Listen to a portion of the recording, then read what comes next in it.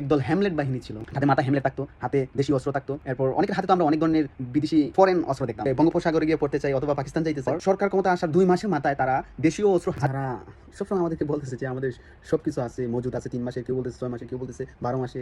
এই যে আমরা সবকিছুতে স্বয়ং সম্পূর্ণ, তারপরও আমাদের লোডশেডিং, এই গ্যাস সিলিন্ডারের দাম 1900 টাকার প্লাস হয়ে গেছে। তারপর পেট্রোল পাম্পে গাড়ি ঘোড়ার লম্বা লাইন। এই আমাদের গ্রাম অঞ্চলে যে মেশিনগুলো আছে এগুলো তো আর এই সচরাচর পেট্রোল পাম্পগুলোতে নিয়ে যাওয়া যায় না। সো ওইখানে দেখা যায় যে তেলের দাম নিয়ে গেলে পর ওই যে তেল দেয় না, 2 লিটার তেল দেয়। এই যে একটা হয়রানি কিংবা ভোগান্তি, এটা হয়তো আমাদের সংসদ সদস্যরা বুঝতে পারতেছেন না। বিশেষ করে সরকার দলীয় যে সংসদ সদস্যগণ আছেন তারা হয়তো তাদের মুনিবকে খুশি রাখার জন্য এই কথাগুলো বলতেছেন। কি পরিমাণ সাফার করতেছে এই 2টা মাসে, কি পরিমাণ ঘাটতি তৈরি হয়েছে। আমি যেরকম একজন জনগণ, আপনারাও আর যারা আছেন, শুধুমাত্র দলীয় লোককর্মী ছাড়া আপনারাও যারা আছেন তারাও এইরকম সাফার করতেছেন যে সিলিন্ডারের দাম কততে গেছে।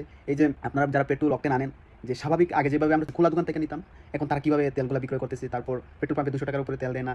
এই যে জিনিসগুলো সাফার করতেছি, এই সাফারের মধ্য দিয়ে আমরা কতটা ভোগান্তিতে আছি, এটা মানে সরকার দলীয় কোনো কর্মী কিংবা সংসদ সদস্য যারাই আছে তাদেরকে বোঝানো যাবে না। এখন কথা হচ্ছে যে আমরা তো চাই যে জনাব তারেক সাহেব ওনার মানে প্ল্যান, ওনার যে সুন্দর প্ল্যানটা আছে ওই প্ল্যানের মধ্য দিয়ে দেশটাকে সাজাক, দেশে আবার শৃঙ্খলা ফিরিয়ে নিয়ে আসুক, চাঁদাবাজি বন্ধ হোক। এরপর যে সিন্ডিকেটটা আছে ওটা সিন্ডিকেটটা বাইঙ্গা আবার নতুন কইরা মানে দেশটা সাজাক। কিন্তু এই এই যে ওনার পরিচালনা বা ওনার যে মন্ত্রীগুলা, ওরাও কিন্তু ঠিক আওয়ামীর শাসন আমলে যেরকম মন্ত্রী কথা বলা শুরু করছে। আপনারা দেখেছেন যে বিগত আওয়ামী শাসন আমলে, ওইটা আওয়ামী শাসন আমল ছিল না, এটা সন্ত্রাস শাসন আমল ছিল। তো তখনকার সময় দেখতাম যে একদল হ্যামলেট বাহিনী ছিল। তো তারা করতো কি, এই যে হাতে মাথা হ্যামলেট থাকতো, হাতে দেশীয় অস্ত্র থাকতো। এরপর অনেকের হাতে তো আমরা অনেক ধরনের বিদেশি ফরেন অস্ত্র দেখতাম, এগুলোও ছিল।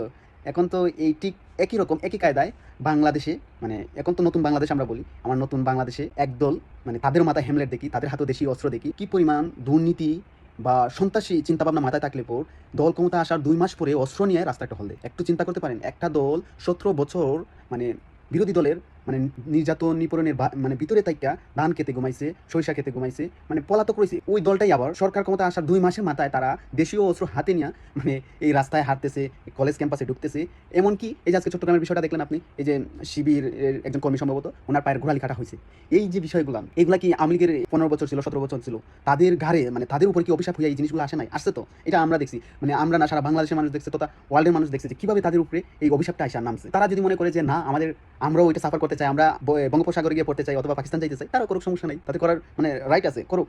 হয়তো আওয়ামী লীগ শাসন আমলের সময়টাতে জেনজিরা রাজনীতি ইনভলভ ছিল না, এর জন্য হয়তো তারা 17টা বছর পার করতে পারছে। কিন্তু ওনার তো ভাবা উচিত ছিল যে এখন জেনজির সময়টাতে হয়তো তারা আমাদের কার্যকলাপের মধ্য দিয়ে 6 মাসও মানে পার করতে নাও দিতে পারে। সো আমাদের উচিত আমরা দেশ ও জাতির জন্য কাজ করি, দুর্নীতি বন্ধ করি, মানে এগুলো নিয়েই তো কাজ করা উচিত ছিল। 24 ঘন্টার তোপাতে মানে 60টা খুন, নওগাঁতে 60টা খুন গলা কেটে মানে কি নৃশংসভাবে মানে হত্যা করা হয়েছে। তাদের শাসন ব্যবস্থাটা কতটা নড়বড় হইলে একই দিনে 24 ঘন্টার মধ্যে 2টা ফ্যামিলি, শুধু 2টা জায়গায় 60টা খুন, এগুলো তো মানে বড় নিউজ বলে আমরা জানতে পারছি। এছাড়া বাইরে তো আরও এরকম খবর আছে। একটা দেশের প্রধানমন্ত্রী কতটা নড়বড়ে হলে, একটা দেশের প্রধানমন্ত্রী শিলং সাহেবের উপর কতটা ডিফেন্ডেড হইলে পর মানে 24 ঘন্টার মধ্যে 60টা খুন হয়। তারপরে একটা ক্যাম্পাসের মাধ্যমে 2টা দলে সংঘর্ষ হয়, পায়ের গোড়ালি কাটতে দেওয়া হয়। মানে আমার মতন একজন মানুষের মাথায় আসে না অন্তত। আপনারা কে কীভাবে নেবেন আমি জানি না, যদি আমার কথাটা এই আমাদের বিএনপি ভাইদের বিরুদ্ধে যাইতেছে।